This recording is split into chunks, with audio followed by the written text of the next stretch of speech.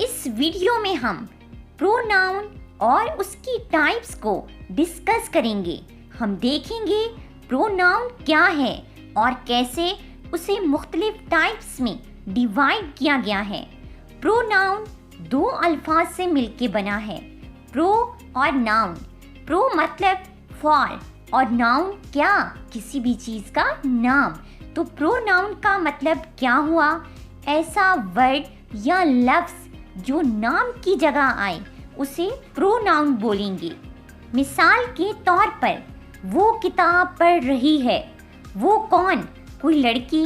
अब अगर वो मिसाल के तौर पर आयशा नाम की लड़की है तो आयशा एक नाउन हुआ और आयशा को हटाकर हमने वो लगा दिया तो वो प्रोनाउन हुआ।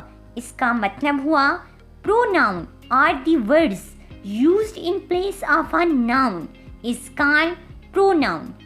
नाउन या किसी चीज़ के नाम की जगह इस्तेमाल होने वाले अल्फाज प्रोनाउन कहलाते हैं।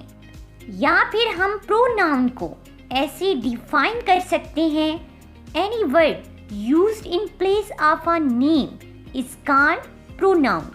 जैसे तुम्हारा नाम क्या है। अब ये क्या एक प्रोनाउन है जो नाउन की जगह आया है। जैसे अगर हम इसको चेंज करें, तुम्हारा नाम अनम है तो अनम नाउन हुआ और क्या प्रोनाउन हुआ। अब प्रोनाउन की समझ तो हमें आ गई। किसी नाउन की जगह जो अल्फाज आएंगे वो प्रोनाउन कहलाएंगे। एक important point, a noun that is placed for a pronoun is called antecedent. अब ये क्या हुआ?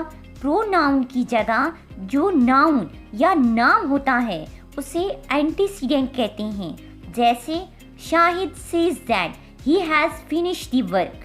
अब इस सेंटेंस में शाहिद एक नाउन है और ही प्रोनाउन है और शायद ही का एंटीसीडेंट है। इसका क्या मतलब हुआ?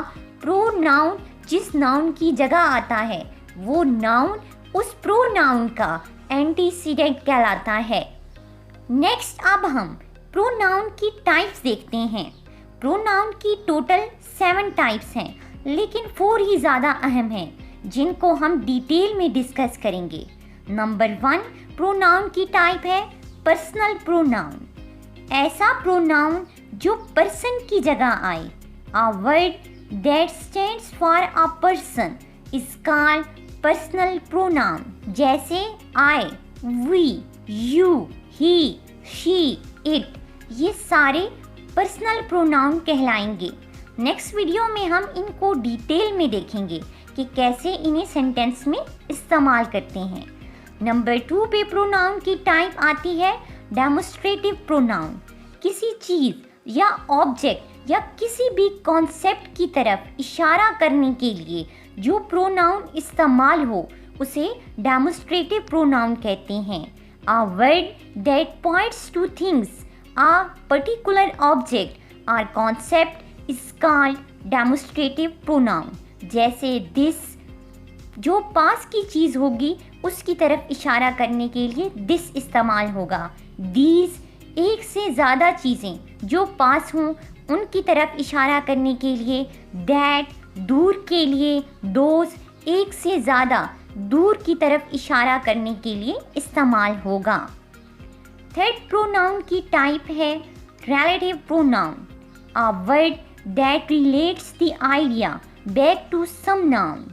ऐसा वर्ड जो किसी नाम के साथ रिलेट करने के लिए इस्तेमाल हो, जैसे विच, हु, whom।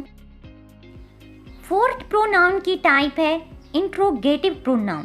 वो प्रोनाउन जो सवालिया के लिए इस्तेमाल हो, मतलब नाउन की जगह सवाल बनाने के लिए इस्तेमाल हो, उसको इंट्रोगेटिव प्रोनाउन बोलेंगे। अ word that introduce a question is called interrogative pronoun. जैसे है व्हाट, हु, whom, which वगैरह। फिफ्थ टाइप है रिफ्लेक्सिव प्रोनाउन। रिफ्लेक्सिव मतलब खुद के लिए। इसका मतलब हुआ जिसमें सेल्फ आ जाए वो रिफ्लेक्सिव प्रोनाउन होगा।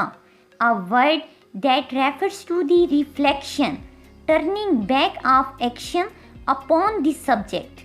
For example, myself, ourselves, yourself, himself, herself, ये सारी क्या कहलाएंगे? रिफ्लेक्सिव प्रोनाउन कहलाएंगे।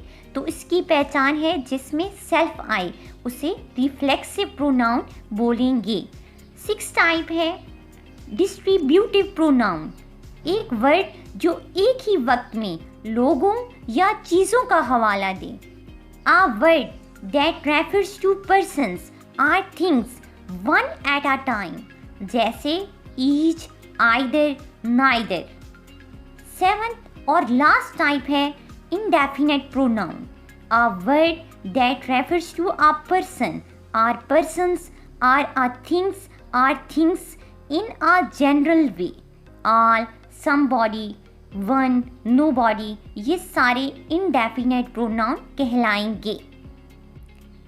प्रोनाउन की ये टोटल 7 टाइप्स हैं, जिनमें personal pronoun, interrogative pronoun, demonstrative pronoun और रिफ्लेक्सिव प्रोनाउन सबसे इम्पॉर्टेंट हैं।